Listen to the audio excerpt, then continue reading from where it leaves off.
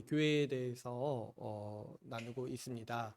오늘은 20번째 시간인데요. 특별히 이번 달은 계속해서 교회를 주님께서 어떻게 다스리시는가 하는 이 방법에 대해서 나누고 있고, 주님이 다스리실 때 말씀으로 교회를 다스리시고, 또 한 축이 뭐라고 했죠? 이 직분을 세우심으로써 다스린다라고 말하고 있습니다. 그래서 이제 직분에 대해서 계속해서 나누고 있는데요. 우리가 지난 시간까지 해서 목사 직분을 같이 나누었습니다. 우리 지난 시간 말씀을 좀 복습해 보면은, 목사는 말씀을 가르칠 뿐만 아니라 말씀을 근거로 해서 지도하고 다스리는 직분이다라고 우리가 지난 시간에 같이 나누었습니다. 사실 이제 말씀을 가르치기만 한다면은 그냥 교사라고 아마 부를 거예요. 그런데 하나님께서 이 목사 직분을 세우신 목적이 뭐냐면 말씀을 가르칠 뿐만 아니라 그 말씀에 따라 합당하게 살도록 다스리고 지도하라고 목사라는 직분을 세우셨다는 거죠. 그래서 목사는 우리가 매주 대하는 현실에서 어떻게 말씀에 순종하며 살아가야 하는지를 권면하고 구체적으로 적용해서 지도하는 직분인 거죠. 그래서 우리는 이 목사가 다스리는 사람, 지도하는 사람이라는 걸 알고 우리가 이 매사에 중요한 결정을 할 때, 중요한 일이 있을 때 그 장로라고 생각을 하고 목사님이나 장로님에게 의견을 구하고 지도를 구해야 하는 것이 우리가 교회로서 신자로서 살아가는 방식임을 같이 함께 나누었습니다. 목사도 마찬가지죠. 목사도 이를 위해서 말씀에 헌신해야 된다고 했어요. 가장 먼저는 하나님 말씀이 무엇을 얘기하는지, 하나님 말씀이 어떻게 예수 십자가 복음을 드러내고 있는지를 명확하게 헤아려야 하는 것이죠. 또 거기에 더하여서 우리가 지금 살고 있는 환경에서 말씀대로 산다는 것이 어떻게 사는 건지를 구체적으로 얘기해야 돼요. 이거를 추상적인 수준으로 남겨두면은 우리 마음이 간사하기 때문에 우리는 이런 것들을 말씀에 따라 사는 삶들을 어느 순간 좀 더 멀리하고 그냥 좋은 게 좋은 거지 하면서 추상적인 수준에 남겨두기 쉬운 거죠. 그렇기 때문에 목사는 구체적인 환경에서 말씀에 순종하는 것은 이런 겁니다. 이렇게 살아야 합니다라고 말해야 되는 사람인 거죠. 그렇기 때문에 목사의 역할을 잘 감당하기 위해서 지식과 지혜가 다 필요하다고 했어요. 거기에 더해서 용기가 정말 간절하게 필요합니다. 왜 그러냐니까 이 말씀을 거스르려고 하는 저항도 있고 유혹도 있어요. 근데 이런 것들이 오늘날에는 교회 밖에 있는 것이 아니라 교회 안에도 많이 있는 거예요. 시대가 바뀌었으니까 교회도 바뀌어야 한다는 유혹이 교회 안에 굉장히 많이 있어요. 특히 신학교에도 많이 흘러들어오고 말씀에 이렇게 충성되어서 살아가려고 하기보다는 뭔가 좀 다른 것에 신경을 쓰도록 시대가 바뀌었으니까 이제 옛날 방식 말고 새로운 걸 찾아야 된다 하는 그런 유혹이 날마다 있어요. 제가 페북에 들어갈 때마다 봐요.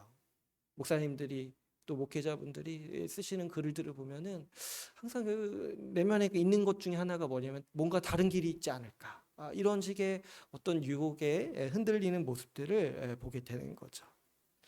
또 어떻습니까? 이 말씀을 거스르려고 하는 교회 내부의 저항도 항상 목사는 마주대하게 되는 거야. 뭐 이렇게 말씀대로 살지 않는 것들을 당연시 여기고 또 말씀대로 권면했을 때 싫어하고 얼굴을 찌푸리고 아주 원망하고 또 어때요? 적대하고 이런 식의 저항들을 마주 대하는 거예요. 그랬을 때 목사가 분명히 말씀에 헌신한다라는 거는 이 용기를 가지고 끝까지 뭐 이렇게 결과가 어떻게 되든지 간에 끝까지 말씀을 붙잡고 말씀대로 살도록 권면하도록 용기가 필요하다라는 거죠. 하나님께서는 목사가 이 일을 잘할 수 있도록 목사 직분에 이 다스리는 권위를 주셨습니다. 그렇죠. 주님께서 만약에 이 직분으로 세우시지 않고 권위를 주시지 않았다면 목사가 어떻게 이 일을 감당할 수 있겠습니까? 아무런 권위도 없고 아무런 뭐 이렇게 주님이 주시는 능력도 없다라면 어떻게 이 앞에 나와서 설교할 수 있고 이렇게 살아야 한다라고 감히, 사람인데, 목사도 똑같은 사람인데 감히 어떻게 성도들한테 권면하고 그렇게 할 수가 있겠습니까? 하나님께서 권위를 주시고 그 일을 하라고 능력 주시고 권위도 주셨기 때문에 부족한 사람이지만 똑같은 사람이지만 나와서 여러분 우리가 말씀대로 살아야 합니다라고 권면할 수 있는 것이죠. 그랬을 때 여러분 목사가 다스린다고 할 때, 지도한다고 할 때 그 다스림과 지도를 어떤 억압이나 어떤 우리의 자유를 빼앗는 그런 식의 강압으로 생각하면은 안 된다고 했어요. 목사의 다스림을 잘 나타내는 비유가 뭐라고 했죠? 바로 이 목사라는 말 자체에 담겨 있는 목양의 이미지라고 했어요. 목양. 목사의 다스림은 뭐 이렇게 명령하고 찍어 누르는 이런 식의 어떤 권위주의적인 모습이 아니라 목사의 권위는 뭐냐니까 목양하는 권위라고 했어요. 그래서 양떼를 치는 것 같이 이 양떼를 먹이기 위해서 그 자신이 먼저 본을 보이고 또 수고를 감당하는 그런 권위가 바로 이 목사의 권위라고 했죠. 그래서 목사가 다스린다라는 거는 결국에는 말씀으로 설득하는 거예요. 말씀을 가르치고 또 말씀을 따라서 권면하는 방식 자체가 뭐냐니까 목사가 다스리는 거야. 그래서 그렇기 때문에 우리가 목사의 다스림을 뭐 나한테 참견하는 것, 나를 뭐 이래라 저래라 하는 거다 이렇게 생각하면은 안 된다고 했어요. 목사가 다스리는 것 자체가 하나님께서 우리를 지도하시는 거고 하나님께서 그분의 뜻을 분명히 밝히시는 이 사역이라고 같이 나누었죠. 무엇보다 이 목사의 다스림은 이 목사의 다스림과 권위는 하나님의 말씀으로부터 오고 그렇기 때문에 목사의 다스림은 섬김의 모습으로 나타난다고 했지요. 여러분 우리의 왕이신 주님께서 우리를 섬기셨어요. 그래서 그분이 얘기하신 게 뭐냐니까 누구든지 첫째가 되려거든 섬기는 자라 된다고 했어요. 그렇기 때문에 우리 성경에서 다스림이라는 단어는 한 번도 많은 이 세상 사람들이 오해하듯이 한 번도 뭐 이렇게 억압하고 뭐 이렇게 마음대로 명령하고 이런 식으로 나타난 적이 없는 거예요. 하나님도 우리를 그렇게 다스리지 않으셨고 우리의 주님이신 예수님도 우리에게 오셔서 우리를 다스린 방식이 뭐냐니까 십자가의 길을 걸으셨다는 거예요. 예수 그리스도께서 자신의 목숨을 대속물로 내어 주심으로써 우리를 다스렸다. 이거를 반대로 바꿔서 말하면 우리를 섬기신 거라는 거죠. 그렇기 때문에 목사의 직분을 이해할 때 우리를 지도하고 우리를 목양하기 위해서 섬기는 자다, 희생하는 사람이다라고 직분이다라고 우리는 여겨야 하는 것이죠. 이 목사 직분을 우리가 살펴볼 때 교회에는 하나님의 다스림이 분명히 있다라는 사실을 알 수가 있습니다. 물론 우리 주님은 우리에게 다 자유를 주셨어요. 어떤 자유가 있냐니까 여러분 우리가 성경을 통해서 모두가 하나님의 뜻을 알도록 하셨어요. 그래서 성경을 읽고 성경을 묵상하면 누구든지 하나님의 뜻을 분명히 알 수 있도록 주님은 그렇게 하셨다는 거예요. 뿐만 아니죠. 하나님께서는 우리 각 사람에게 다 성령을 주셨어요.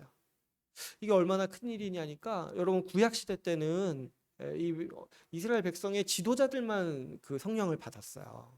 그런데 지금은 어떤 시대냐니까 교회에 속한 모든 자들에게 성령을 주시는 거예요. 그래서 하나님의 뜻을 분별하도록 하시고 하나님의 뜻을 헤아리고 하나님의 뜻에 따라서 순종할 수 있는 능력과 그 힘을 다 모든 사람에게 주셨다는 거예요. 그래서 우리 교회에게 자유가 있는 거예요. 우리 모두에게 자유가 있어요. 근데 이것과 더불어서 우리가 반드시 생각해야 되는 거는 우리에게 말씀을 주시고 성경을 주시고 성령을 주신 그 하나님께서 동시에 어떻게 하셨다는 거예요? 동시에 목사 직분도 주셨다는 거예요.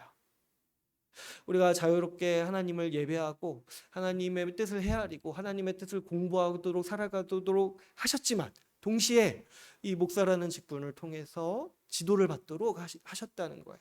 그것이 하나님께서 우리를 인도하시는 방식이고 우리를 지도하시고 다스리시는 방식이라는 사실을 우리가 목사 직분을 통해서 분명히 알 수 있는 것이죠. 그러므로 여러분, 하나님은요 우리를 다스리시는데 이 말씀을 통해서 다스리시기도 하시고 이 직분을 통해서 공적인 질서를 통해서도 우리를 지도하시고 다스리시기를 원하신다는 거죠. 그래서 이제 뭐 이런 얘기 할 수 없다고 했죠. 뭐 목사님만 하나님의 뜻을 압니까? 이렇게 말할 수 없다는 거야. 그런 건 아니죠, 물론. 우리 모두가 하나님의 뜻을 알 수 있어요. 그러나 하나님은 동시에 질서를 세우셔서 목사를 통해서 하나님의 지도를 받도록 공적인 질서로 세우셨다는 거예요. 우리가 이것을 분명히 알고 하나님이 우리에게 자유도 주셨지만 동시에 어떻습니까? 질서 있는 삶으로 우리를 부르셨다는 사실을 분명히 알고 행하는 것이 마땅합니다. 지난주까지 해가지고 그래서 우리가 이 목사 직분, 목사의 역할과 또 목사의 이 다스림의 성격에까지 우리가 같이 함께 나누었어요. 오늘부터는 우리가 이 집사 직분에 대해서 같이 나누려고 하는데요. 대략 한 3주에 걸쳐서 집사 직분을 좀 나누고자 합니다. 오늘 우리가 읽은 본문을 보시면은 사도행전 6장을 보시면 오늘 본문은 초기에 이 집사 직분을 세우게 된 배경에 대해서 우리에게 가르쳐주고 있죠. 오늘 말씀을 보시면은 한 부류의 사람들이 등장합니다. 교회 안에 있는 한 부류의 사람들. 보시면 1절에 보시면은 그 헬라파 유대인들이 지금 교회의 문제점을 제기하고 있죠. 이 헬라파 유대인이라는 사람들은 이제 어떤 사람들이냐니까 이 이스라엘 출신이 아닌 사람들인 거야. 그러니까 예루살렘이거나 이스라엘에 살던 사람들이 아니라 그 당시가 이제 로마 제국 시대잖아요. 근데 이제 로마 제국이 이렇게 다스리고 있는 지역을 헬라 지역, 헬라 문화권이라고 그때 불렀어요. 이제 헬라는 이제 그리스 문화라는 얘기예요. 쉽게 얘기할 때. 그랬을 때 이 지중해, 저기 우리 이제 유럽 쪽, 이 지역을 이제 로마가 다스렸는데 이 문화를 그리스 로마 문화라고 이렇게 부르는데 헬라 문화라고도 이렇게 그냥 줄여서도 부르는 거예요. 그만큼 이제 로마 제국이 그리스 문화의 영향을 많이 받았기 때문에 이렇게 부르는 거죠. 그랬을 때 이제 유대인들도 로마의 통치 아래서 살았기 때문에 유대인들은 원래 이제 원했던 거는 이스라엘에서 살기를 간절히 바랬지만 그때는 이제 공식적으로 이스라엘이라는 나라가 없던 거예요. 로마의 속국이었기 때문에 로마의 지도 아래서 로마의 통치 아래서 그 유럽 각지에 흩어져서 살게 된 유대인들이 있었던 거죠. 그래서 이제 그런 유대인들을 여러분 많이 아시는 용어로 디아스포라 유대인이라고 부르는 거예요. 그래가지고 이스라엘 지역에 살던 유대인이 아니라 헬라 지역에서 살기도 하고 때로는 그 지역에서 태어나서 평생 거기서 살아가는 유대인들. 그래서 이제 헬라파 유대인이라고 이렇게 특별히 부르는 거죠. 근데 이제 유대인들이 이런 특성이 뭐냐면 항상 예루살렘을 바라보면서 산 거예요. 어느 지역에 있든지 간에. 그게 이제 유대교의 특징이잖아요. 성전이 있는 곳을 바라보면서 항상 성전을 그리워하고 성전을 보기를 원했던 것이 유대인들의 이 문화였죠. 그래가지고 이 유대인들이 헬라 전 지역에 흩어져서 살았음에도 불구하고 명절 때 되면은 예루살렘에 와서 성전에 가서 이제 예배드리고 그 명절 의식에 참여하는 것이 이 유대인들의 이 생활 방식이었던 거예요. 우리도 이제 명절 때 고향에 돌아가는 그런 이제 문화가 있잖아요. 그러니까 유대인들도 그런 식으로 이제 살았던 거죠. 그런데 어떻습니까? 우리가 이제 사도행전을 2장을 보면은 오순절이라는 유대인의 명절에 어떤 일이 일어납니까? 그 성령께서 강림하셔서 교회가 세워지고 그 교회의 복음 전도를 통해서 5천 명이 넘는 사람들이 교회 회심해서 교회에 들어오는 사건이 일어나죠. 근데 그 가운데 어떤 사람들이 있었냐면은 그 헬라파 유대인들이 명절을 보내려고 명절 때 예배드리려고 예루살렘에 왔다가 그때 그 복음을 듣고 그 성령을 받는 모습을 보고 복음을 듣고 회심한 사람들이 있는 거예요. 그래서 이 사람들이 다시 이제 돌아가지 않고 계속해서 이 예루살렘에 남아서 살았던 사람들이 있는 거죠. 그리고 또 우리 말씀을 보면은 이 중에 과부가 있다고 했잖아요. 그러니까 이 헬라파 유대인들의 그 이 소망이 뭐였냐면은 그 자기가 젊었을 때는 어쩔 수 없이 자기 이제 이 타 지역에서 이제 살아가도 자기가 이제 늙고 힘없을 때는 반드시 예루살렘에 돌아가서 거기서 삶을 마감하고자 하는 사람들이 있었던 거예요.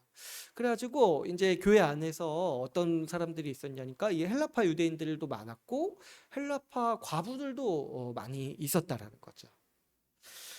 근데 이 헬라파 유대인들이 한 가지 불만을 제기합니다. 1절에 보시면은 어떤 거죠? 이 자기의 과부들이 매일의 구제에서 빠짐으로 히브리파 사람들을 원망했다고 해요. 그러니까 이 히브리파 사람들은 어떤 사람들이겠어요? 이 예루살렘 토박이, 그러니까 아주 그냥 어렸을 때부터 이스라엘에 살았던 그런 사람들을 지금 얘기하는 거겠죠. 그러니까 교회 안에 이 두 부류의 사람들이 있었던 거예요.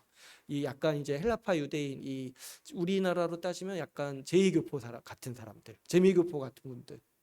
원래 저기 미국에 돌아가야 되는데 여기 와서 복음 듣고 여기에 이제 정착한 거예요. 근데 이제 헬라파 유대인들 그 상황을 한번 생각해 보시면은 사실 헬라인들은 그리스 말을 썼어요.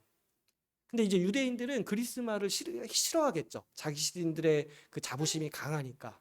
근데 이제 이 헬라파 유대인들은 어떤 게 있냐면은 어렸을 때부터 그 헬라 지역에서 살았기 때문에 유대 말보다 이 저기 그리스 말이 더 이 능숙한 거예요. 익숙하고.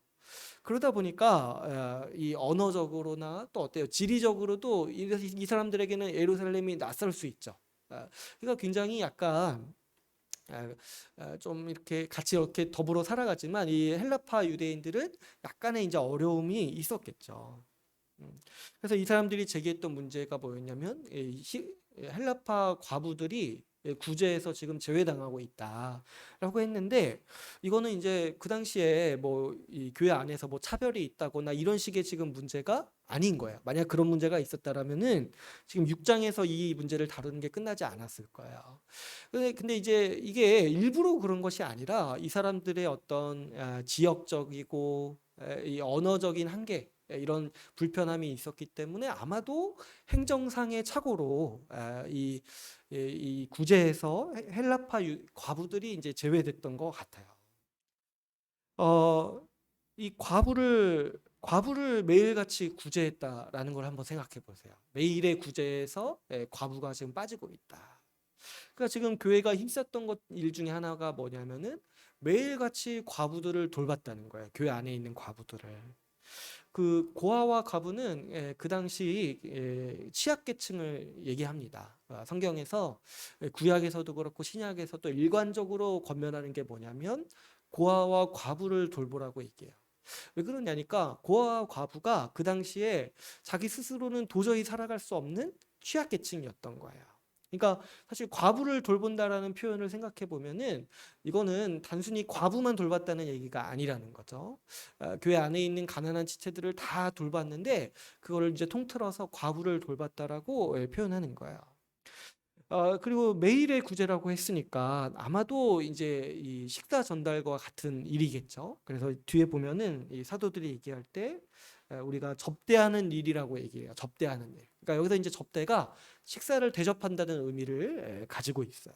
그러니까 매일같이 과부들을 비롯한 교회 안에 가난한 계층들을 사람들을 돕기 위해서 식사를 제공했다는 거죠. 교회가.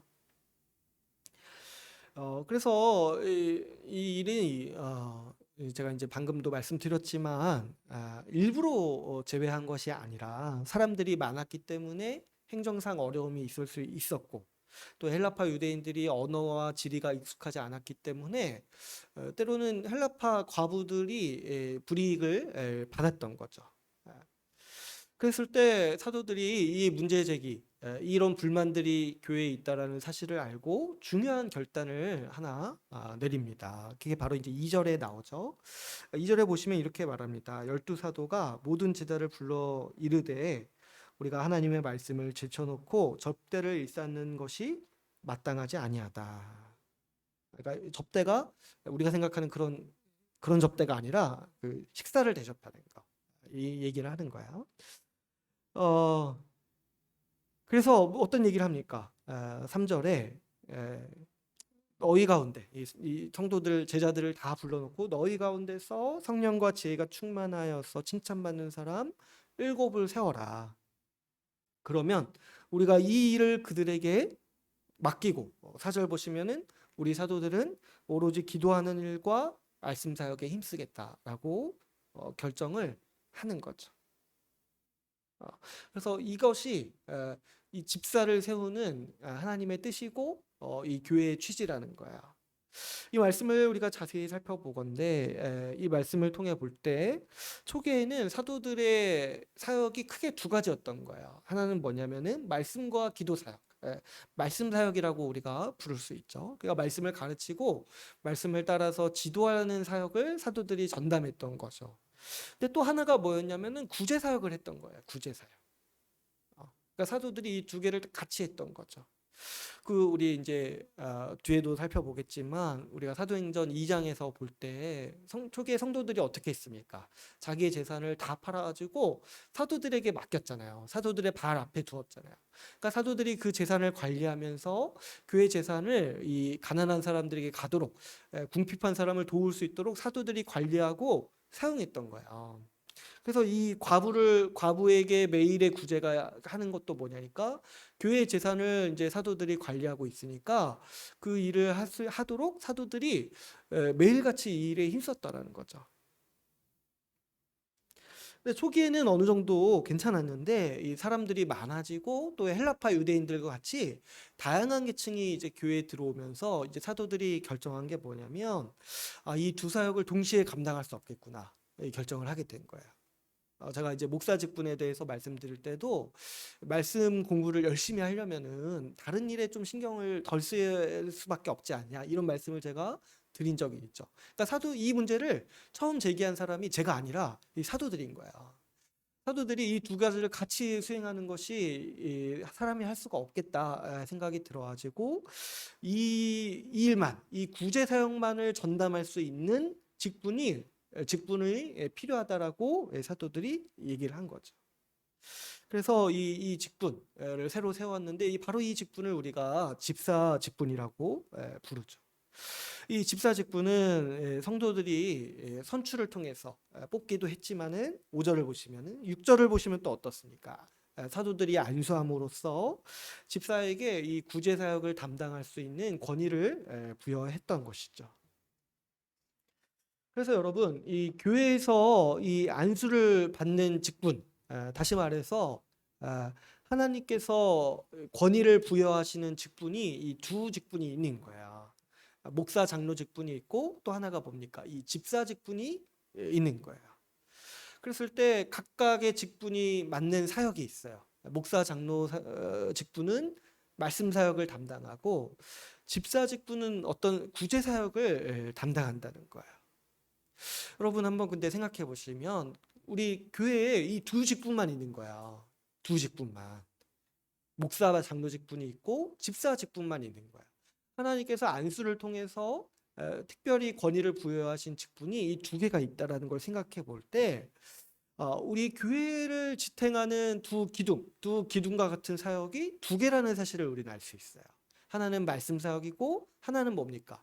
구제 사역이라는 거를 우리가 이 교회의 조직도를 통해서 알 수 있다는 거죠. 우리가 이제 한번 생각해 보시면 교회에서 말씀 사역이 가장 중요하다고 하면은 모두가 쉽게 이해하고 동의하죠. 그렇죠.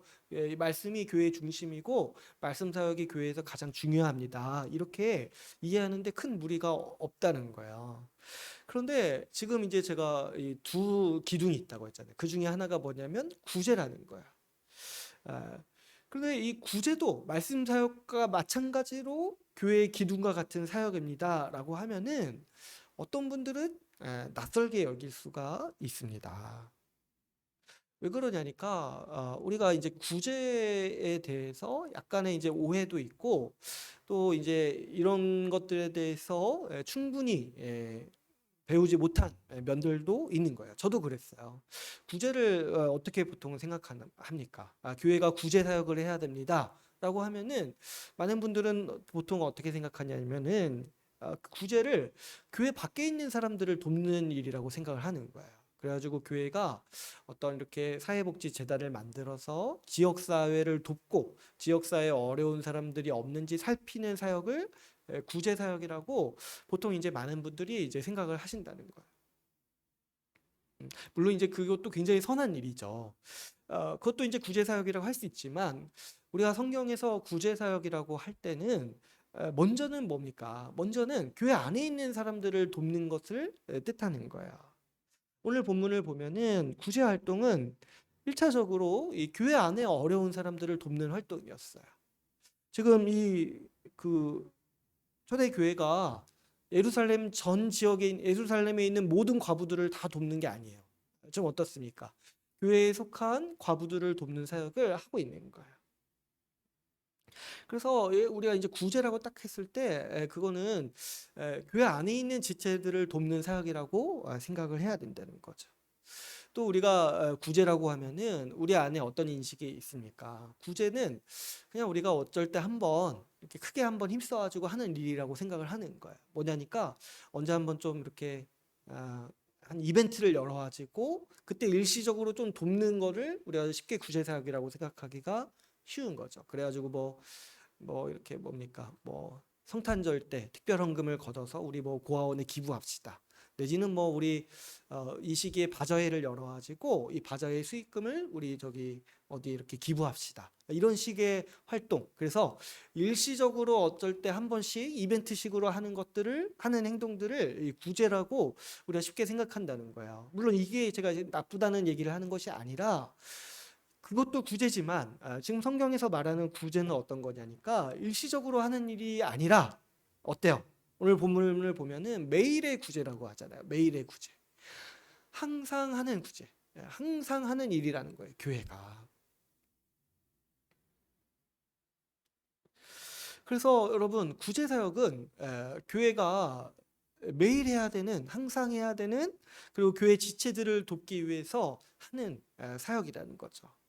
여러분 한번 생각해 보시면 어느 기관이나 그 조직도를 보면은 그 기관이 무슨 일을 하는지 알 수 있잖아요. 저도 이제 막 제가 많이 받는 질문 중에 하나가 뭐 어디 뭐 이단 아니냐 이런 거 질문을 많이 받아요. 그래가지고 어느 기관 이렇게 그 기관이 어떤 기관인지 알려면 제가 처음 가서 보는 게 홈페이지 가서 보는 게 조직도를 봐요. 무슨 일을 하는지 봐야 되잖아요. 근데 여러분 교회 조직도는 두 직분이 딱 있는 거예요.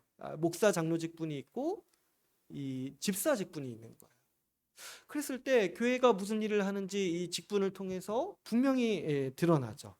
말씀을 담당하는 목사 직분이 있고 구제를 담당하는 집사 직분이 있는 거예요. 이것만 봐도 교회는 교회의 두 중요한 기둥은 이 말씀 사역과 구제 사역이에요.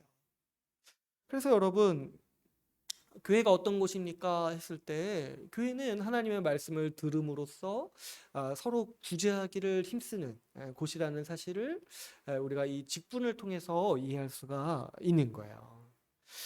그렇다면 여러분 왜 구제가 이 교회에서 말씀 사역만큼 중요한 사역일까요? 왜 그럴까요? 이런 부분이 좀 낯설 수도 있죠. 왜 구제가 말씀 사역만큼 중요한 사역일까요?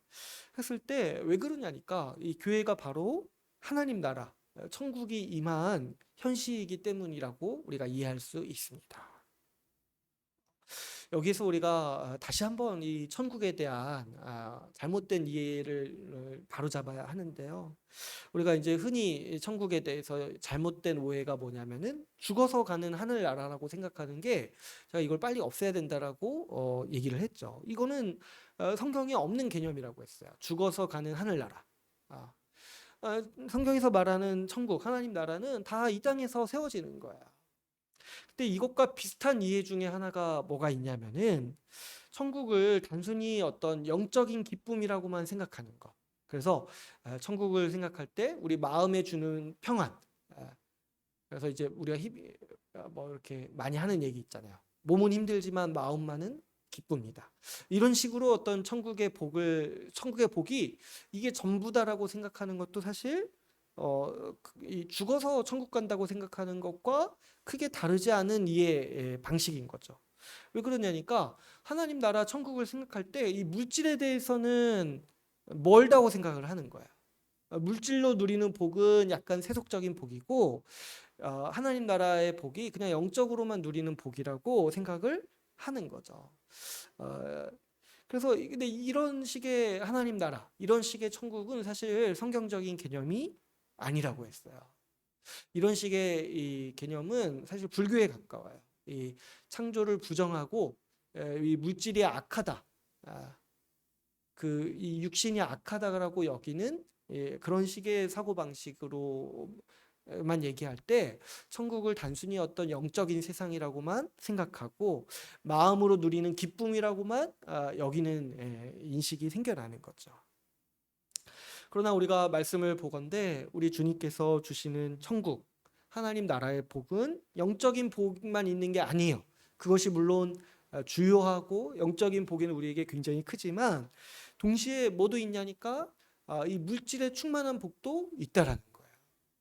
여러분 그 에덴 동산을 한번 생각해 보세요. 에덴 동산의 가장 큰 복은 하나님과 동행하는 복이었어요. 근데 그 하나님과의 동행하면서 무엇을 누릴 수 있었냐니까 그 이 피조 세계에서 오는 수많은 풍성한 열매, 소산들을 누릴 수 있었죠. 그리고 좋은 환경 속에 있으면서 하나님이 주시는 이 세상을 마음껏 누릴 수 있었던 게 그 하나님 나라의 모습, 천국의 복이었던 거예요. 그래서 여러분, 이 교회에서 누리는 하나님 나라도 마찬가지예요. 우리가 교회를 통해서 주님의 말씀을 듣고 누리는 그 영적인 복이 있어요. 그것이 우리 삶을 인도하고 그것이 우리를 이 하나님 나라의 복을 누리게 하는 핵심이죠. 근데 또 그것만 있는 것이 아니라 주님께서 교회를 통해 주시는 물질의 복도 있다라는 거예요. 그래서 이 주님이 교회로 모일 때 전토가 100배가 된다고 하셨어요. 그리고 여러분 구약에 그 이스라엘 백성들을 향한 약속들을 보면은 분명히 우리가 부인할 수 없는 게 뭐냐면은 너희가 내 말을 잘 들으면 내가 너희를 복되게 하겠다. 그러면서 너희에게 충만한 복을 주겠다 하시면서 물질의 복도 하나님은 말씀하세요. 이스라엘 백성들에게 말씀하실 때. 그리고 교회도 이 물질의 복을 약속하시는 거야. 너희가 나를 따를 때 내가 너희에게 전토를 100배를 주겠다라고 약속을 하시는 거죠. 왜 그러냐니까 하나님께서 우리에게 주시는 하나님 나라, 이 천국이 우리가 하나님의 돌봄 아래서 이 좋은 환경과 좋은 세상을 누리는 것이 포함되어 있기 때문인 거죠. 그러므로 이 교회에서 구제 사역이 중요한 거예요. 여러분 만일 누가 이렇게 교회에 속해 있는데 어떤 한 사람이 교회에 속한 자가 궁핍한데 도와주는 사람 한 명 없다라면 그 사람이 하나님 나라에 들어갔다라고 말할 수 있겠냐는 거예요. 내가 오늘 교회에 속해 있는데 당장 내일 먹을 것이 없어요. 그러면 어떻게 그 사람이 천국에 있다라고 말할 수 있습니까? 물론 뭐 가난해도 뭐 먹을 것이 없어 또 마음만은 기쁩니다 이렇게 말할 수도 있지만 그래도 배고픈 건 현실이잖아요. 하나님이 우리에게 주시려는 복은요, 이 물질의 복도 있다는 걸 생각해 볼 때 교회는 여기에 아주 큰 사명감이 있는 거야. 교회에 속한 자가 절대로 굶으면 안 된다는 거야. 물론 이제 금식을 할 수 있어요. 그런데 어쩔 수 없이 환경 때문에 가난 때문에 궁핍하거나 굶을 수 없다는 거야. 왜 그러냐니까 하나님이 그를 하나님 나라 백성으로 삼으셨기 때문이죠. 그래서 교회는 이 구제 사역에 최선을 다하는 거예요. 교회가 하나님 나라가 임한 현시요 하나님 나라의 복을 누리는 곳이라는 강력한 확신이 있기 때문에 우리 안에 그 누구도 홀로 어려움을 겪거나 마치 그 하나님 나라에서 쫓겨난 사람처럼 그 궁핍하게 살아가며 안 된다라는 인식이 강하게 있었던 것이죠. 그래서 이 사도들도 이 구제 사역이 잘 이루어지지 않는 것을 보고 크게 아파하면서 이 사역을 잘 할 수 있는 직분을 새롭게 세운 것이죠. 여러분, 이 구제 사역은 우리 신자에게 굉장히 중요한 신앙생활이에요. 하나님은 이 하나님 나라 백성에게 구제를 명하셨습니다. 주님이 약속하신 게 뭐냐면은 이 하나님 나라 백성이 가난하지 않을 것에 대해서 약속하셨어요. 신명기 15장 4절 5절에서 말씀이 있는데요. 제가 한번 읽어드릴게요. 신명기 15장 4절에서 5절 말씀인데요. 내가 만일 내 하나님 여호와의 말씀만 듣고 내가 오늘 내게 내리는 그 명령을 다 지켜 행하면 내 하나님 여호와께서 내게 기업으로 주신 땅에서 내가 반드시 복을 받으리니 너희 중에 가난한 자가 없으리라. 주님의 백성에게 약속하시는 게 뭐냐니까 그 물질의 복을 주시겠다라고 약속하시는 거예요. 그래서 가난한 자가 없도록 하겠다라고 주님은 약속하세요. 그런데 주님이 이 약속을 주시면서 동일하게 명령하시는 게 있어요. 그게 뭐냐니까 아까 제가 이제 이 약속의 말씀이 신명기 15장 4절에서 5절 말씀이라고 했어요. 근데 이제 명령이 신명기 15장 7절에서 8절 말씀에 나옵니다. 주님이 이렇게 명령하세요. 내 하나님 여호와께서 내게 주신 땅 어느 성읍에서든지 가난한 형제가 너와 함께 거주하거든 그 가난한 형제에게 내 마음을 완악하게 하지 말며 내 손을 움켜쥐지 말고 반드시 내 손을 그에게 펴서 그에게 필요한 대로 쓸 것을 넉넉히 구워주라.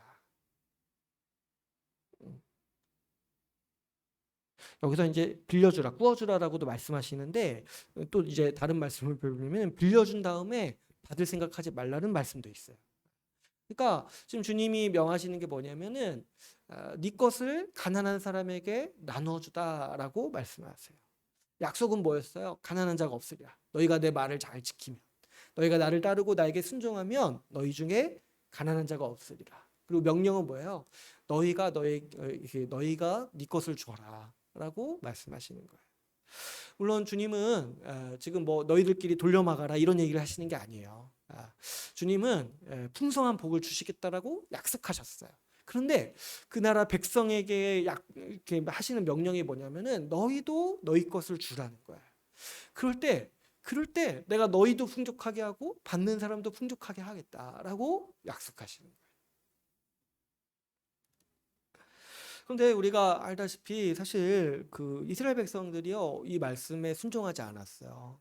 그 하나님이 이스라엘에게 주시는 그 제도와 그 율법이 굉장히 놀라운 면들이 많이 있어요. 그 중에 하나가 이 가난한 자를 대접하고 이 사회 제도 자체로 이걸 정한 거예요. 그래가지고 우리 희년 같은 거 이렇게 들어보시면 어때요? 7년마다 빚을 면제해주고 7년마다인가요? 70년에 한 번씩 그 1년을 국가가 다 쉬는 거예요. 일하지 않도록 하는 거예요. 여러분 한번 생각해 보세요. 그런 세상이 있으면 얼마나 좋습니까? 7년에 한 번씩 빚을 면제해줘요. 저도 아직 학자금 갖고 있는데 7년 넘게 갖고 있는데 국가 제도 자체가 뭐예요? 이 7년마다 빚을 한 번씩 면제해줘요. 여러분 전세 대출도 7년마다 한 번씩 면제해준다는 거예요. 그래가지고 그 빚에 얽매여서 살지 않도록 그래서 가난한 자가 없도록 하나님께서 그런 국가를 이스라엘 백성에게 세우심으로써 하나님 나라가 이런 복을 누리는 곳이라는 것을 가르쳐 주시는 거예요. 근데 이제 안타깝게도 이스라엘 백성들이 이런 걸 안 지킨 거예요. 빚을 면제해 주지도 않고 희년을 지키지도 않고 구워 주지도 않고 오히려 고리대금업 하는 걸로 유대인들이 유명하잖아요. 지금도. 얼마나 하나님 말씀을 어기면서 지금 살아갑니까? 아니 주님은 구워주고 받을 생각하지 말라 하시는데 유대인들은 고리대금업하고 노예 만들고 있던 거예요. 그러니까 그 나라가 얼마만큼 실패했는지를 우리가 그 구약 성경 말씀을 보면서 알 수 있죠. 그런데 우리에게 있는 기쁜 소식이 뭐냐니까 주님께서 이 신명기에서 약속하신 그분의 나라에 대한 약속이 바로 교회를 통해서 성취가 되었다라는 것을 우리는 보게 됩니다. 사도행전 4장 32절, 35절 말씀을 보면은 이렇게 말씀하고 있습니다. 믿는 무리가 한 마음과 한 뜻이 되어 모든 물건을 서로 통용하고 자기 재물을 조금이라도 자기 것이라 하는 이가 하나도 없더라. 사도들이 큰 권능으로 주 예수의 부활을 증언하니 우리가 큰 은혜를 받아 그 중에 가난한 사람이 없으니 이는 밭과 집 있는 자는 팔아 그 판 것의 값을 가져다가 사도들의 발 앞에 두매 그들이 각 사람의 필요를 따라 나누어 줌이라. 이스라엘 백성들은 하나님의 명령에 순종하지 않았어요. 자기 것을 나누지 않았어요. 그러나 성령을 받은 이 교회 제자들, 교회 신자들은 자기 것을 자기 것이라고 여기지 아니하고 오히려 어떤 사람은 어때요? 자기의 전 재산을 교회에 내므로써 자기의 재산을 필요한 사람에게 갈 수 있도록 가난한 사람이 없게 하는 데 쓰이도록 자기 것을 아낌없이 내어 놓았다는 것이죠. 그 하나님의 구제에 대한 말씀이 이 교회를 통해서 성취가 된 것이죠. 우리가 여러분 우리 주님의 말씀과 우리 주님의 우리를 향한 뜻을 살펴볼 때 이 말씀을 듣고 순종하는 삶의 핵심 중에 핵심이 바로 이 구제라고 할 수가 있어요. 여러분 하나님의 뜻이 무엇입니까? 하나님은 우리가 하나님을 사랑하고 이웃을 사랑하면서 우리 지체를 사랑하면서 살아가기를 원하십니다. 이 두 가지가 하나님의 분명한 우리 예수께서 우리에게 가르쳐 주신 하나님의 분명한 뜻이에요. 그런데 이 사랑하는 삶을 한번 생각해 보시면 우리 지체를 사랑한다는 게 무엇인지 생각해 보시면 그 지체를 사랑하는 구체적인 삶은 바로 그 지체의 어려움을 돕는 것으로 나타납니다. 그래서 그 야고보서 말씀에 보면은 형제들아 우리가 사랑하자. 근데 우리가 말과 혀로만 사랑하지 말고 진실하게 사랑하자. 그러면서 어떤 얘기를 합니까? 누가 헐벗고 있으면은 그 사람에게 옷을 사줘야 되고 누가 가난하면은 그 사람을 도와야 되는 게 사랑이 아니냐라고 야고보가 우리에게 가르치고 있는 것이죠. 그래서 구제는 그 사랑의 핵심이에요. 자신의 물건과 재산을 지체와 나누는 일이 바로 내가 하나님 뜻대로 순종하는 살아가는 삶의 바로 핵심이라고 할 수 있는 것이죠. 특별히 이 구제를 생각할 때 1차적으로는 구제의 의미가 우리의 재산을 나누고 우리의 이 수입을 나누는 일이지만은 그 외에 더 적용해서 이 구제라는 것이 결국에 어려운 사람을 돕는 거기 때문에 사람의 어려움을 생각해 보면은 경제적인 어려움도 있지만 또 오늘날 우리에게 있는 어려움들을 생각해 보면은 정서적인 어려움도 있을 수 있고 또 어떤 병으로 인해서 신체적인 어려움도 있을 수 있어요. 그래서 그런 어려움 가운데 우리가 이제 돕는 일들을 통틀어서 우리가 구제라고 할 수 있고 그렇게 살아가는 것이 우리가 하나님 말씀에 순종하는 삶의 핵심이라는 것이죠. 그래서 이 사역을 잘할 수 있도록 하나님께서 그리고 이 사도들이 특별히 이 집사 직분을 세운 거예요. 하나님의 말씀을 가르치고 말씀으로 지도하기 위해서 목사 장로 직분이 있다라면은 집사는 교회 모두가 이 구제 사역을 잘하여서 말씀에 순종하면서 살아가도록 하는 직분이라고 할 수 있어요. 그렇기 때문에 이 목사, 집사 모두 하나님의 말씀이 교회의 중심이 되도록 섬기는 직분이라고 할 수 있는 것이죠. 이 집사라는 말의 원래 의미는 이 섬기는 자라는 의미예요. 그래서 집사는 스스로 섬김의 본이 되어서 열심히 섬기는 분인 거죠. 그래가지고 우리 교회 보면은 전통적인 교회를 보면은 교회 무슨 일이 있을 때마다 무슨 뭐 행사가 있다거나 교회에 손이 많이 필요한 일이 있을 때 집사님들이 적극적으로 이렇게 교회 나오시고 해가지고 이렇게 섬기시는 모습들을 우리가 많이 볼 수 있어요. 그런데 단순히 집사를 이렇게 섬기는 사람이다, 봉사하는 사람이다 이렇게만 이해하면은 사실은 집사 직분을 온전히 이해하지 못하는 거라고 할 수 있습니다. 집사는 오늘 말씀을 통해서 보건대 교회가 이 구제 사역을 잘할 수 있도록 권위를 갖고 지도하는 직분임을 알 수가 있어요. 오늘 본문을 보면 사도들은 구제 사역 전체를 집사에게 맡겼습니다. 이 말의 의미는 무엇이겠습니까? 지금 교회가 가지고 있는 재산과 자원을 배분하는 책임을 집사에게 다 맡겼다는 거예요. 원래는 지금 사도들이 그 성도들의 재산을 다 받았잖아요. 그 헌금을 다 받았잖아요. 사도들이 관리하면서 그거를 구제 사역에 사용했는데 이거를 사도들이 이제 더 못하겠다. 우리는 말씀과 기도 사역에만 힘쓰겠다라고 얘기를 하고 나머지 교회 재산을 관리하고 이 자원을 배분하는 일을 집사들에게 맡겼다는 거죠. 그러니까 사실 이걸 생각해 보면은 집사가 얼마나 큰 리더십입니까? 그 교회의 재산을 관리하는 거잖아요. 그런 직분이잖아요. 그러니까 이게 이제 우리 다음 주에 몇 가지 오해에 대해서도 나눌 텐데 우리가 이제 쉽게 생각하는 게 뭐냐면 장로님들이 교회 재산을 관리한다고 생각하는데 사실 그렇지 않아요. 장로님들은 말씀 사역을 하는 거예요. 교회 재산은 오히려 집사님들이 관리하는 거예요. 집사님들. 그래서 제가 한번 얘기 드렸죠. 사업하시는 분들은 장로가 아니라 집사가 해야 되는 거예요. 집사. 사업 잘 하시는 분들은. 돈 관리가 원래 집사의 역할이니까.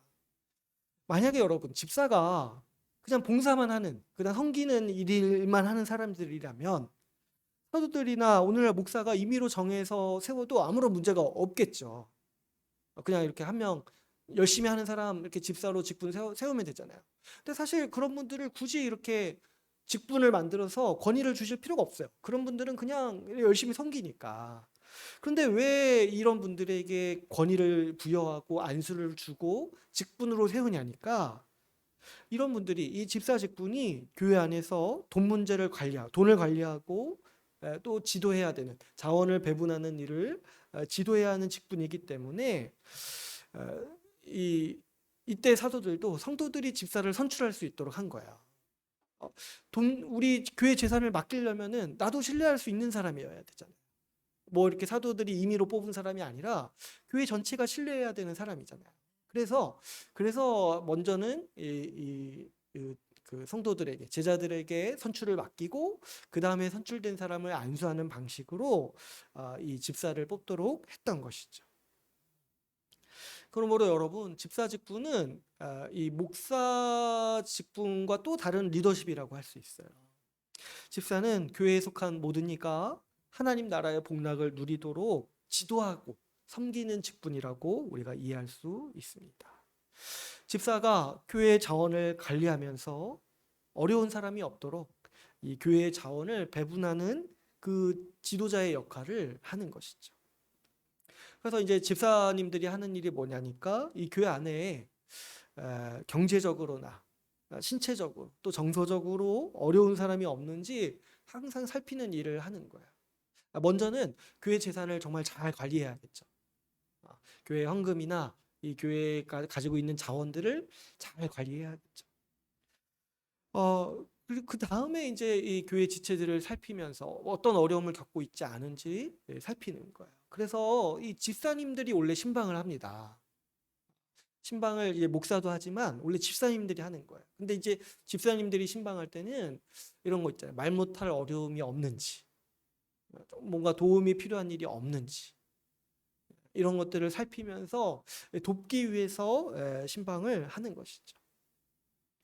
그래서 집사는 그 본인이 먼저 본이 되어서 섬기는 직분이기 때문에 그 본인이 먼저 본이 되어서 먼저 이렇게 헌금하기도 하고 먼저 이렇게 가서 섬기기도 하지만은 동시에 어떻습니까? 이 지도력을 발휘해서 교회 모두가 함께 어려운 사람을 도울 수 있도록 이 지도하는 역할을 하고 하는 것이 바로 이 집사 직분의 역할이라고 할 수 있습니다. 그래서 여러분 이 주님께서 이 교회에 두 직분을 세우신 거예요. 주님은 이 교회에 여러 은사를 주셨죠. 그런데 그 중에 특별히 두 가지 은사를 구별하셔서 직분으로 세우시고 권위를 주시는 거예요. 말씀의 은사에 권위를 주셨고 직분을 주셔서 권위를 주셨고 이 섬기는 은사에 권위를 두셔서 직분을 주시는 거예요. 이 두 직분을 볼 때 우리는 교회가 어떤 곳인지 분명히 알 수 있습니다. 교회는 하나님의 말씀을 듣고 순종함으로써 서로를 구제하고 돕는 하나님 나라 백성인 것이죠. 제가 이제 지난주까지 해가지고 이 목사 역할의 중요성에 대해서 많이 얘기를 드렸죠. 좋은 목사를 만나는 일이 굉장히 중요하고, 목사가 잘못되면은 정말 교회 전체가 어려워질 수 있다라고 몇 번 말씀을 드렸어요. 근데 이제 제가 오늘 간략히 이 집사의 역할에 대해서 말씀을 드렸는데, 여러분 집사 직분을 한번 잘 생각해 보시면 정말 이 집사 직분을 잘 세우는 교회가 얼마나 복될지 한번 생각해 보세요. 지사님이 딱 계셔가지고 헌신적으로 우리 삶의 문제들을 돕고 또 개입할 때 우리가 얼마나 큰 복을 누리겠습니까?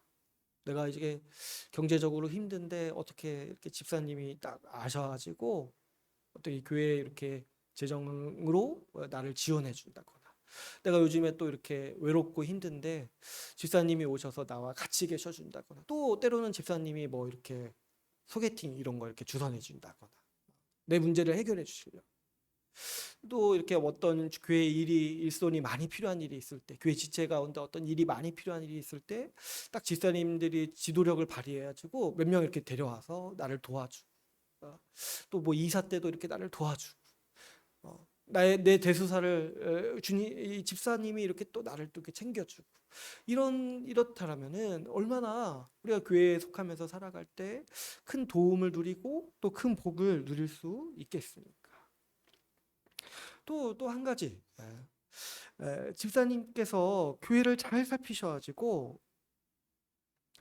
이 교회에 어려운 사람이 없도록 이렇게 돕는 역할을 하잖아요. 그때 이제 우리가 또 어떤 위안을 받을 수 있냐니까, 여러분 그 내 주변에 어려운 사람이 있는데 내가 그걸 모르고 지나가면은 그게 나중에 얼마나 후회가 되고 좀 크게 남는지 모르겠어요. 내 주변 사람이 어려웠는데 나중에 보니까 나도 몰랐던 거예요. 그때 그래서 나도 돕지 못해가지고 이 사람이 큰 어려운 가운데 있다가 상심하는 것들을 보게 될 때 또 얼마나 후회가 되겠어요. 이 사람이 나랑 먼 사람도 아니고 또 나랑 가까이 있는 사람이고 또 매주마다 얼굴을 보는 사람인데 어떤 어려움을 겪고 있는지 내가 미처 몰랐다라면 그것이 굉장히 우리 가운데 큰 후회로 남고 굉장히 또 어떻습니까? 우리를 낙심하게 하는 일인 것이죠. 그런 경험 없으세요? 이렇게 같이 오랜 생활 지내왔는데 나중에 알고 보니까 이 사람이 정말 소가리를 많이 해왔고 나 몰래 울었던 아픔들이 있었던 거예요. 근데 그걸 내가 그때 왜 알지도 못했고 몰라가지고 돕지도 못했던 그런 것들을 나중에 볼 때 참 너무 사는 게 참 후회가 되고 그랬던 일들이 아마 있으실 거예요. 지금 오늘 본문에 지금 이 헬라파 유대인들도 그런 안타까움이 있는 거잖아요. 지금 어려움을 겪고 있는데 교회 전체가 이 일을 알아야 되지 않냐. 지금 어떤 과부들은 돕지를 못하고 있는데 왜 이런 걸 우리가 어떻게 그냥 지나칠 수 있겠냐는 거예요.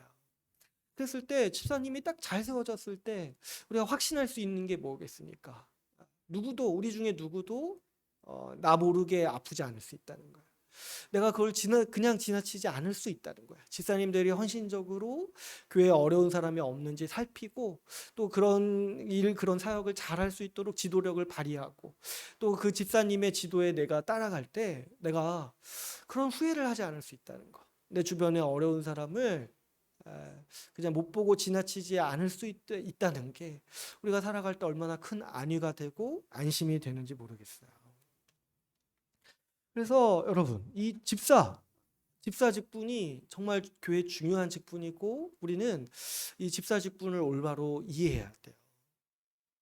이 두 직분, 이 목사와 이 집사 직분을 살펴볼 때 이 직분을 잘 묵상해 보면은 하나님은 확실히 이 교회를 통해서 우리에게 복 주시기 원하신다는 사실을 알 수가 있어요.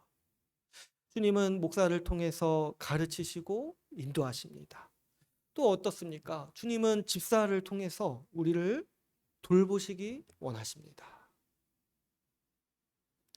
주님께서 우리를 인도하시기도 하시지만 또 어떻습니까? 먹이시고 입히시고 돌보시기 원하시기 때문에 바로 이 집사 직분을 세우신 거예요.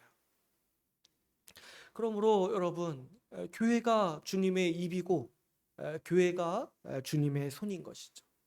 주님은 교회의 직분을 통해서 우리가 주님의 말씀을 듣도록 하셨고, 교회의 직분을 통해서 우리가 주님의 돌보심 아래서 굳건하게 살아가도록 하신 겁니다. 우리 신앙의 선배들은 이 교회의 본질을 생각해 볼 때 교회밖에는 구원이 없다라는 말들을 했어요. 왜 그러냐니까 교회를 통해서 복음을 듣고 교회를 통해서 세례를 받고 양육받기 때문에 교회 없이 구원받는 사람이 어디 있겠냐는 말인 거죠. 마찬가지로 우리는 교회 없이는 천국의 복이 없다라고 말할 수 있어요. 주님께서 교회를 통해서 돌봄받고 어려움 가운데 도움 얻도록 하셨기 때문인 것이죠. 우리가 여러분 교회로 살아오면서 많은 이들의 도움을 받지 않습니까? 여러분들도 오랫동안 이제 교회 생활을 하셨는데 교회를 통해 받은, 굳이 지금 우리 주의 나라 교회뿐만 아니라 그동안 경험했던 교회를 통해 받은 그 도움과 위로가 얼마나 많은지 한번 헤아려 보세요. 그때 당시는 내가 별거 아니라고 생각할 수도 있었지만 지나고 보면 그때 그 도움이 있었기 때문에 내가 인생을 지탱할 수 있었고 내가 신앙생활을 할 수 있었다라는 것을 금세 발견하게 될 겁니다. 저도 참 같이 신앙생활하는 분들의 도움을 얼마나 많이 받았는지 모르겠어요. 또 특별히 대학 시절 때 보통 이렇게 돈이 없잖아요. 그때 또 얼마나 많이 얻어먹었는지 몰라요. 많이 또 이렇게 여유 있는 분들이 많이 사주시고 또 이제 대학생활 할 때 보면은 교회 안에 이제 대학부에서도 보면은 직장 생활을 좀 일찍 시작하신 분이 있어가지고 근데 그분도 지금 생각해 보면은 사실 사회 초년생이라서 그분도 얼마나 힘들었을까 생각이 드는데 그분이 또 교회 오니까 자기가 돈이 제일 많아 그래가지고 매주 밥 사주고 매주 좋은 거 이렇게 사주고 좀 얼마나 많이 얻어먹었는지 몰라요 제가. 그때는 몰랐죠 그게 얼마나 고마운 일인지. 그걸 너무 당연하다시 느리면서 교회에서 얼마나 많은 도움을 받고 위로를 얻었는지 몰라요. 또 제가 이제 신학교 다닐 때는 그때는 뭐 이렇게 생활비도 없고 학비도 없을 때가 많았는데 제가 또 생각을 해보니까 이 교회에서 얼마나 생활비도 지원해주고 교회 지체들이 때로는 학비도 제가 이제 몇 번 교회 지체를 통해서 받았어요. 근데 이제 학비는 사실 큰 돈이잖아요. 그래서 이제 제가 그때 받기가 굉장히 부담스러웠는데 근데 이제 오히려 주시는 분의 태도가 그런 거예요. 이게 자기는 주님 뜻에 순종해서 주는 건데 나한테 고마워할 필요도 없다라고 이런 식으로 이렇게 말씀을 하시는 거예요. 너무 이렇게 황송하고 그러니까 송구스러워가지고 받기가 부담스러운데 말을 또 이제 말씀을 또 그렇게 하실 때 이게 주님이 하라고 해서 하는 건데 왜 네가 거부하냐 나한테 고마워할 필요도 없다 이렇게 이제 말씀하시는 걸 보고 제가 고맙게 받았던 적이 이제 몇 번 있어요. 그렇습니다, 여러분. 주님은 교회 지체들이 주는 돈, 주님 그 교회 지체들이 보살피는 그 섬김, 그 위로의 말, 그것을 통해서 우리를 돌보십니다. 여러분, 하나님의 도움이요 어디 저기 하늘에서 뚝 떨어지는 게 아니에요. 하나님께서 우리를 도우실 때 뭐 모르는 사람이 갑자기 찾아와서 돈 던져주고 그런 게 아니라는 거예요. 물론 이제 그럴 때도 있지만은 주님이 우리를 도우신다는 거. 우리가 주님 도와주세요 기도할 때 주님은 어떻게 하시냐니까 교회의 지체들을 보내주세요. 지체들의 마음을 움직이시고 명하셔서 우리 각 사람을 도우시는 게 우리 주님께서 일하시는 방식이고 그것이 우리가 교회에서 누리는 주님의 도움이고 주님의 손길인 것이죠. 주님은 우리를 교회로 부르셔서 교회를 통해 구제받도록 하셨습니다. 여러분 누가 나를 도와주고 누가 나를 위해서 시간을 내주고 누가 나를 위해서 뭐 이렇게 돈을 주거나 먹을 것을 사주는 게요 내가 매력이 있고 내가 잘나서 그런 게 아니에요. 주님이 나를 사랑하시기 때문에 지체들이 일하는 거예요.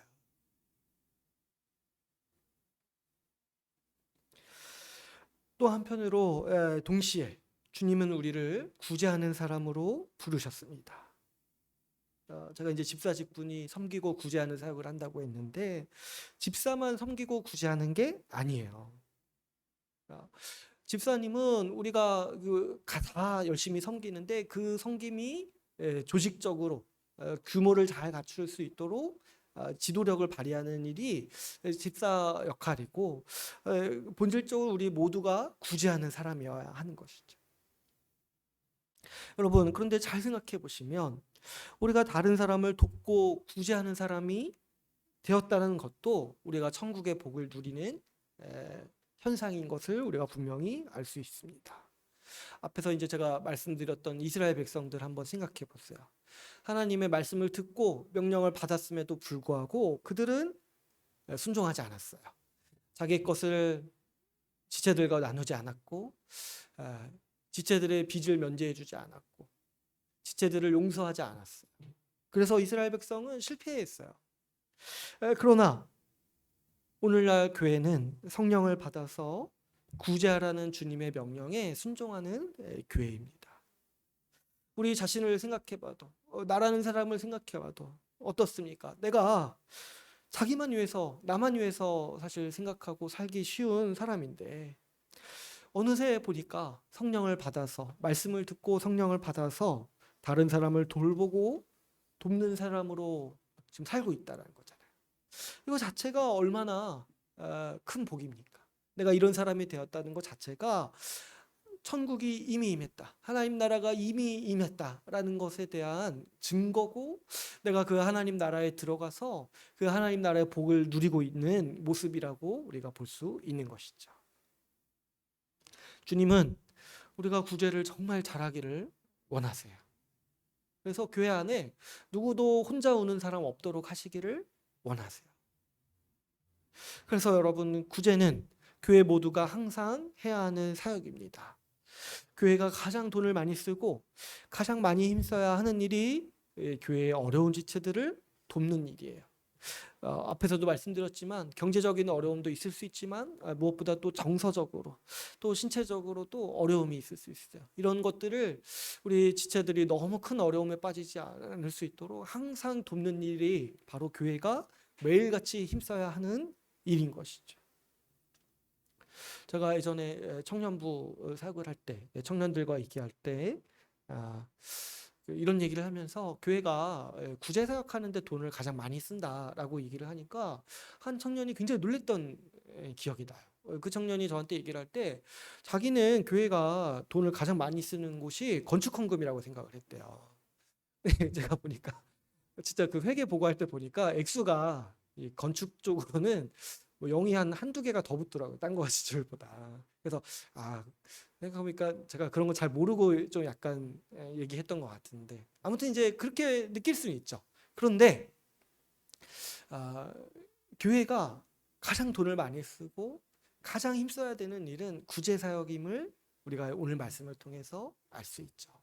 여러분, 처음에 11조 제도도, 구약에서 11조 제도도 왜 거뒀냐니까 11조를 사용했던 곳이 어디냐면, 먼저는 이 성전의 봉사하는 레위인들을 위해서, 레위인들의 생계를 위해서 쓰고, 그 남은 것은 또 어디에 쓰냐니까 고아와 과부를 위해서 쓰기 위해서 11조를 모았던 거예요. 그래서 그 11조가 성취된 지금 교회의 헌금도 마찬가지예요. 교회 헌금은 기본적으로 다 구제 헌금이에요. 목사의 생계를 감당하기도 하지만 교회 안에 어려운 지체들이 없는지 살피기 위해서 교회에 헌금하는 거예요. 그래서 지금 초대교회가 자신의 전 재산을 교회에 내고 하고 그것을 어디에 사용하고 있습니까? 지금 과부를 돌보는 일에 사용하고 있잖아요. 이게 바로 교회가 돈을 사용하는 방식이고, 교회의 모든 헌금의 본질은 우리 교회 지체들을 돌보기 위해서 우리가 돈을 모으고 이 돈을 받는 거예요. 물론 이제 현실적으로 우리 이제 건물 이런 게 돈이 너무 많이 들어가가지고 그런 사실이 좀 안타깝긴 하지만, 그럼에도 불구하고 교회가 가장 힘써야 되는 일이 뭐냐니까 그 자원을 사용해서 교회 안에 지체들이 복을 누리도록 하는 거예요. 복을 누리도록. 가난한 사람 혹시라도 있으면, 우리 중에 누구라도 지금 다 일하고 있지만 아프면 어때요? 금세 노동력을 상실하면은 금세 생활이 어려워지잖아요. 그때 어려움 크게 겪지 않도록 교회가 어떻게든 도와야 하기 때문에 돈을 걷고 모으고 있는 거예요. 이 일을 열심히 힘써서 하는 것만으로는 부족합니다. 규모를 갖추어서 잘할 필요가 있어요. 지금 사도들 한번 보세요. 사도들이 이 일을 얼마나 열심히 했겠습니까? 그런데 사도들이 이 일을 열심히 해도 이게 감당하기가 쉽지 않은 거야. 그래서 이 일을 잘하기 위해서 특별히 이 집사 직분을 세우는 거죠. 이 자원을 배분하는 일이기 때문에 오늘 본문의 배경처럼 이 원망과 시비가 항상 발생할 수 있는 거예요. 여기에 집중하지 않으면. 그래가지고 지도력을 갖추고 지혜를 갖춰서 정말 원망과 시비가 없이 정말 그 교회의 자원이 어려운 사람에게 가도록 지혜를 발휘해서 이 직분을, 이 권위를 사용하라고 이 집사 직분을 세우는 것이죠. 우리 교회도 집사가 필요하고 이제 앞으로 집사를 세워야 됩니다.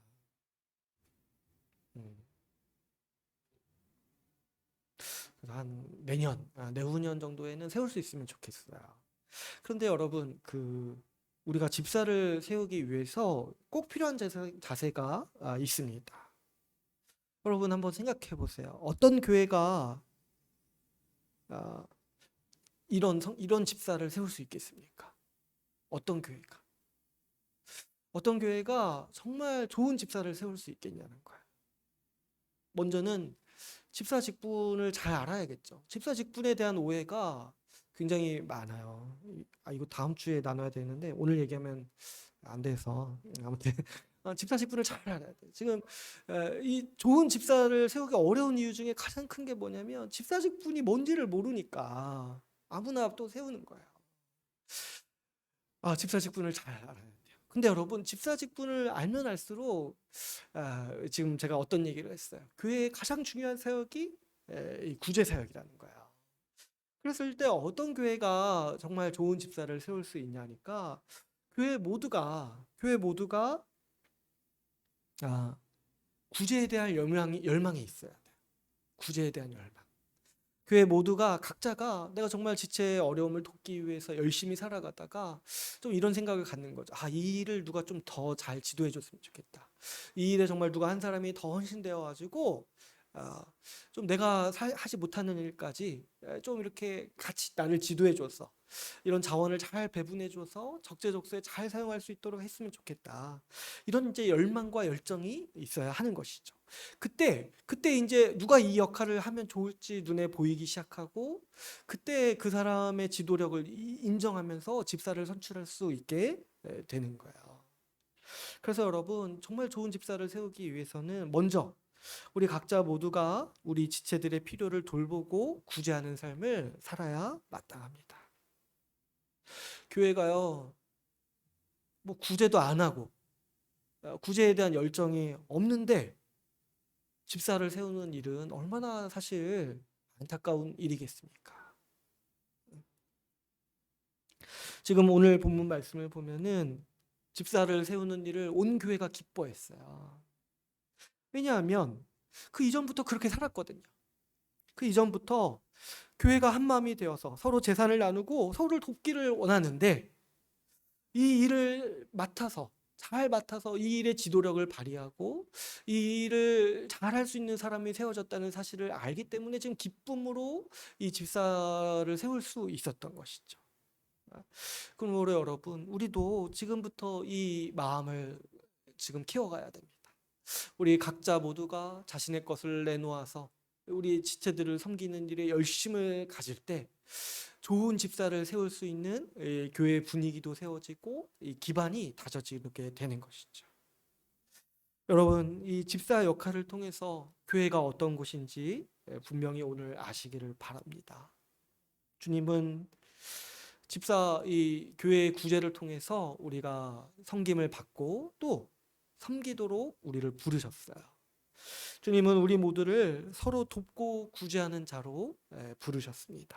그래서 교회와 함께 살아갈 때 내가 미래에 어떤 어려움이 있을지 모르지만 어떤 어려움이 있더라도 크게 두려워하지 않고 교회가 날 도와줄 거야. 교회가 내 문제를 좌시하지 않아 줄 거야. 그래서 정말 큰 보험이 마치 하나 나에게 있는 것처럼 생각하면서 든든하게 우리가 염려하지 않고 살아갈 수 있도록 주님은 이 모든 복을 교회에 주셨습니다. 그래서 여러분, 이 일이 우리 모두가 항상 해야 되는 일임을 기억하십시오.